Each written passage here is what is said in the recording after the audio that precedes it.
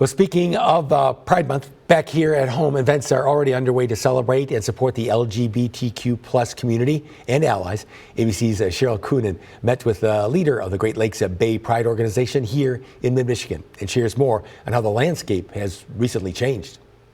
Leaders at Great Lakes Bay Pride tell me that they have seen an increase in harassment and negative comments over the past 2 years, but they say that their mission remains the same. However, security and safety are top of mind during Pride Month at the events happening all month long, including here at Jolt Credit Union Event Park.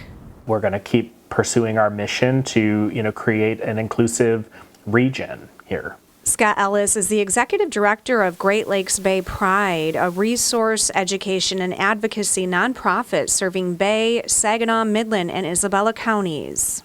We are definitely seeing an increase in the people looking for spaces to gather and just be able to be their authentic selves and not feel discriminated against or harassed for any reason. He says he has seen the steady increase of harassing rhetoric against the LGBTQ plus community.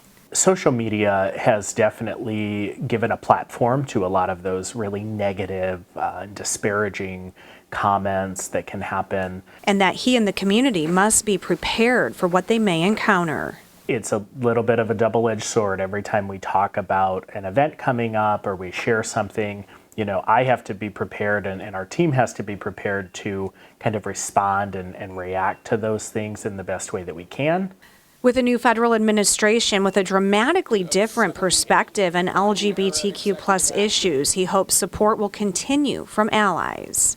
I do hope that our leaders continue speaking out against these negative comments and the disparaging remarks and frankly the attacks that have been happening on the LGBTQ plus community for the last several months. Great Lakes Bay Pride is largely donor and sponsor based with no federal funding at this time. I think there's a big opportunity for us to grow, and in order to do that, we often do need to look into state and federal funding, which I know now is going to be incredibly limited. And Ellis has seen the impact in more ways than one. I'm seeing some changes to how our sponsors maybe approach things, but we've been able to adapt to that. We've also welcomed new sponsors. He says despite changes in the political landscape, their goal remains the same.